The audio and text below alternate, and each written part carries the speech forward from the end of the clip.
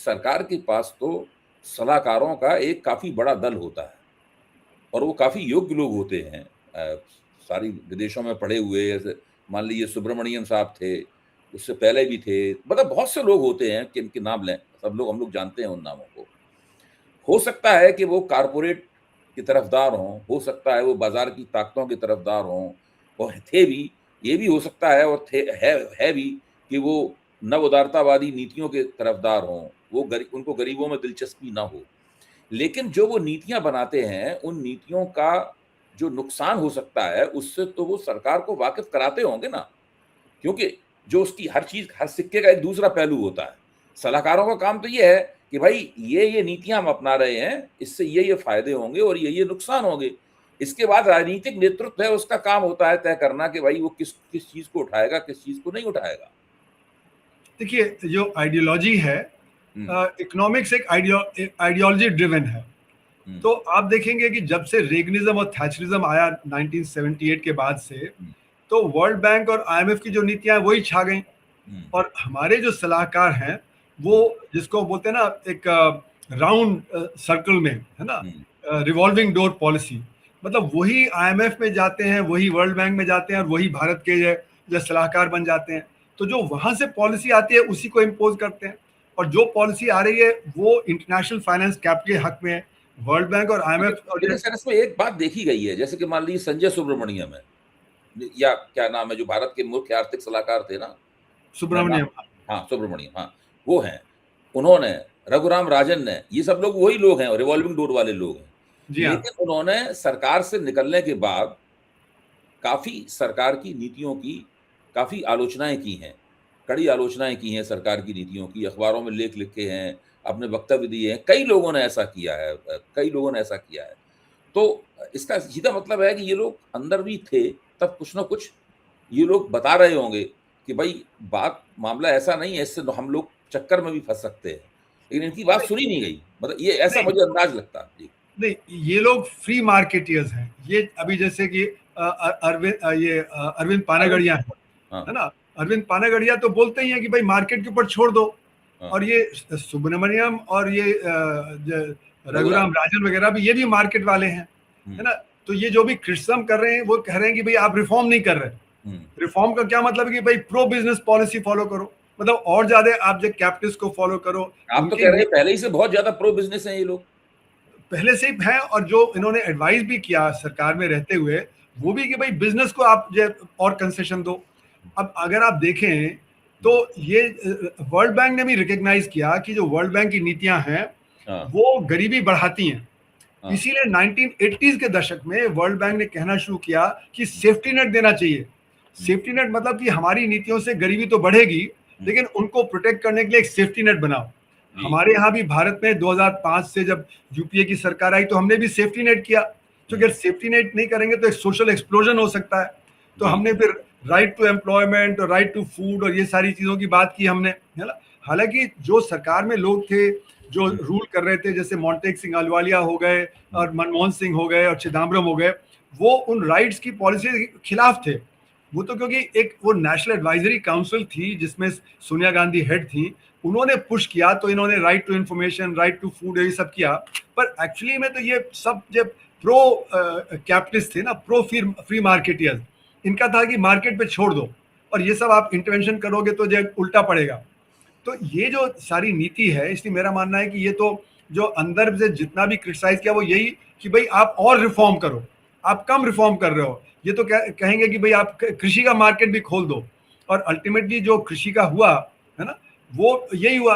फिर आप देखें कि एजुकेशन में, एजुकेशन मतलब कि यूपीए 2 में एजुकेशन का मार्केट भी खोलना शुरू कर दिया, मतलब कि अमेरिकन सिस्टम को यहाँ लाना शुरू कर दिया, यानी 4 ईयर जो आपकी जो बीए को लाना शुरू कर दिया क्योंकि वो अमेरिका में मदद करेगा, है ना। फिर जब आपको जो प्राइवेटाइजेशन और ये कॉमर्शलाइजेशन एजुकेशन का, जो कि हमारे लिए नीति ठीक नहीं है, क्योंकि हमारा गरीब आदमी वो नहीं कर सकता। हमारा गरीब आदमी पिस जाएगा अगर उसको, तो हमारे यहाँ शिक्षा कभी अच्छी नहीं दी गई। तो इसलिए मेरा मानना है कि जो भी ये रहे रघुराम राजन और ये सब अरविंद पानागड़िया और अरविंद सुब्रमण्यम वगैरह, उन्होंने सबने मार्केट को ही आगे बढ़ाया। उनकी इक्विटी में विश्वास नहीं है। वो तो कहते हैं कि भाई अभी ग्रोथ करो, इक्विटी बाद में देखेंगे। तो मतलब कि बाद में तो आया नहीं, क्योंकि हम तो ट्रिकल डाउन की नीति पे चल ही रहे हैं 1947 से, और ट्रिकल डाउन हुआ नहीं, तो ग्रोथ की पॉलिसी हमने फॉलो की जो मतलब आज कैपिटलिस्ट कर रहा है। तो इसलिए मेरा मानना है कि जो ये लोग रहे भी और जो अंदर एडवाइस दी भी और जिससे वो नाराज भी हुए, वो नाराज इसीलिए हुए कि भाई और ज्यादा रिफॉर्म करो, और ज्यादा प्रो बिजनेस। रिफॉर्म का मतलब है प्रो बिजनेस। रिफॉर्म का मतलब ये नहीं कि गरीब आदमी की आप मदद करेंगे या गरीब आदमी को सहायता करेंगे या इक्विटी की पॉलिसी फॉलो करेंगे। वो तो इक्विटी में विश्वास ही नहीं रखते। वो तो कहते हैं मार्केट जो करेगा वही सही है, और मार्केट तो बड़ा अनइक्वल होता है। मार्केट में जिसकी परचेजिंग पावर होती है वही डिसाइड करता है, जिसकी परचेजिंग पावर नहीं है वो तो डिसाइड नहीं करता है मार्केट किधर जाएगा। तो इसलिए इनका रिफॉर्म का मतलब है प्रो मार्केट, जो कि गरीबों के खिलाफ है। और इसीलिए तो गैर बराबरी बढ़ी। 1991 के बाद कितनी गैर बराबरी बढ़ रही है, और 2014 के बाद तो और तेजी से गैर बराबरी बढ़ रही है, क्योंकि अब तो सारी की सारी पॉलिसी, कम से कम उस समय ये था कि भाई कुछ राइट्स की पॉलिसी थी, कुछ सपोर्ट हुआ, कुछ रूरल एम्प्लॉयमेंट गारंटी स्कीम वगैरह हुआ, अब तो उसके खिलाफ बोल रहे थे मोदी साहब जब थे। आखिरी प्रश्न मेरा है इस चर्चा के आखिरी दौर में हम लोग आ गए हैं। जी हाँ। वो ये है कि मैंने अपने पत्रकार के तौर पर या बुद्धिजीवी के तौर पर मेरा जो पिछला 30-40 साल का जीवन है, उसमें एक हम लोगों ने आर्थिक संकट वो देखा था जब भारत भुगतान के संकट का शिकार हो गया था, जी हाँ। पेमेंट क्राइसिस हुई थी। एक वो संकट देखा था, और दूसरा संकट हम लोग अब देख रहे हैं। बीच में कोई बड़ा संकट भारतीय अर्थव्यवस्था में नहीं आया।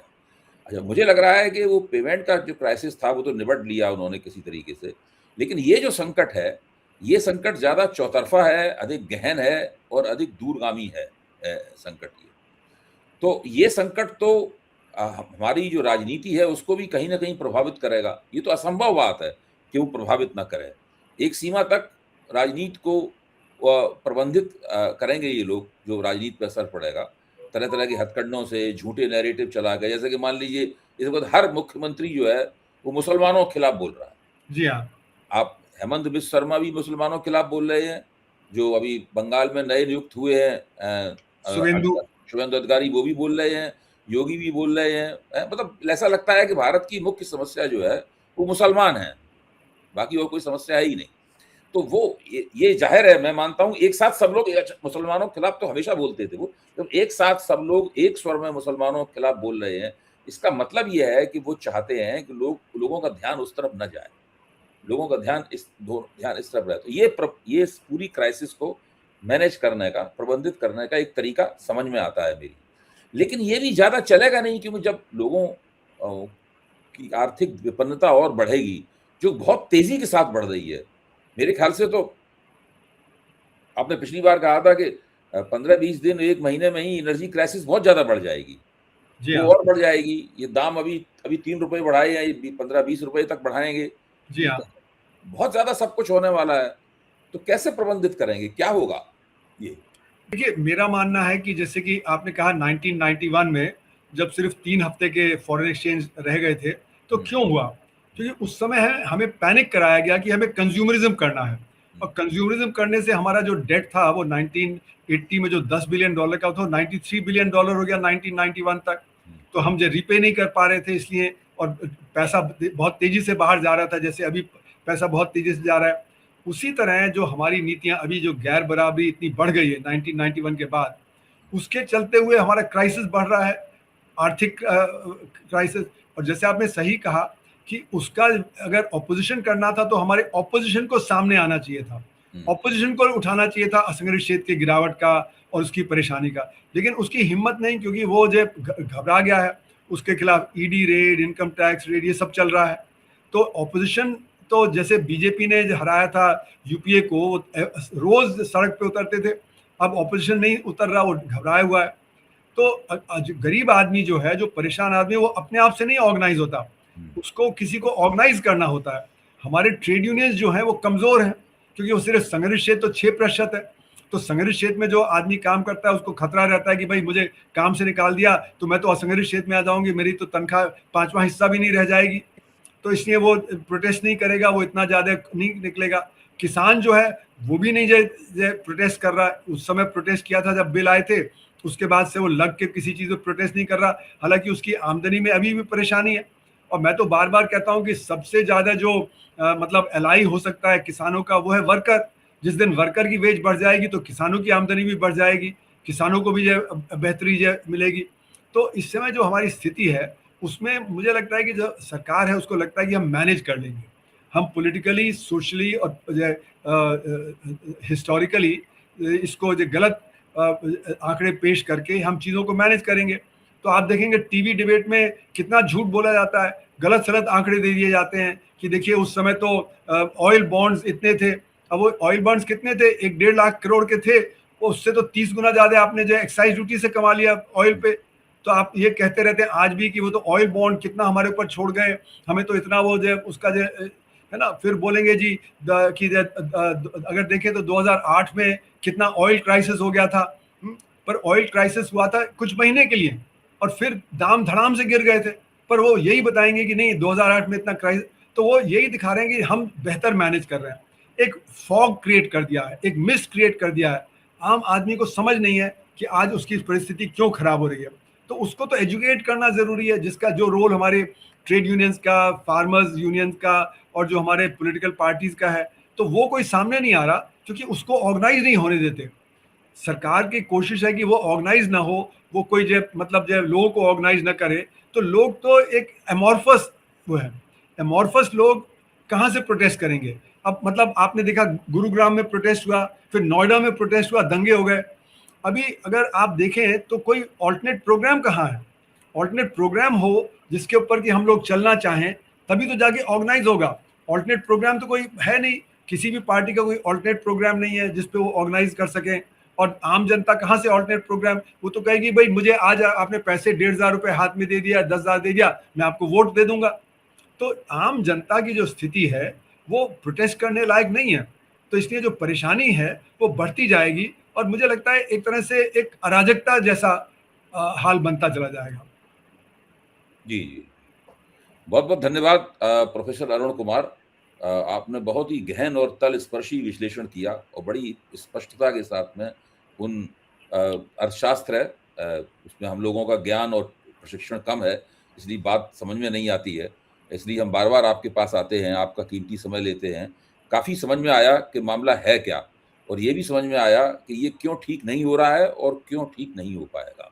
ज़रूर इसके कुछ ना कुछ हमारे लोकतंत्र के लिए ऐसे परिणाम निकलेंगे, इतने खराब परिणाम निकलेंगे जिनके बारे में अभी हम कल्पना भी नहीं कर पा रहे हैं। जी हाँ। और वो परिणाम मुझे तो अब लगने लगा है कि शायद वो बहुत देर नहीं लगेगी। जी हाँ। ऐसा नहीं है कि वो 10 साल बाद या 15 साल बाद निकलेंगे, नहीं, मतलब नहीं। वो अभी निकट भविष्य में ही 6 साल 6 महीने में ही काफ़ी हम लोगों को विकृतियाँ देखने को मिलेंगी। और हो सकता है कि हम लोगों का जो राजनीतिक माहौल है वो भी कुछ अजीबो-गरीब किस्म का हो जाए। जी हाँ। चलिए देखते हैं, इसकी नज़र रखते हैं, क्योंकि ये आर्थिक मामला है, इसका कोई विकल्प नहीं है, मतलब जी हाँ। ऐसा नहीं है कि आपने एक हवाई विचार के मुकाबले दूसरा हवाई विचार मीडिया की ताकत के दम पे आपने थोप दिया। ये तो असली मामला है, ये तो पैसे जी हाँ। वाला सीधा मामला है, इसका विकल्प थोड़ी ना, पैसे का काम तो पैसे से ही चलता है। जी हाँ। जी हाँ। बहुत-बहुत धन्यवाद, बहुत-बहुत। धन्यवाद, नमस्ते।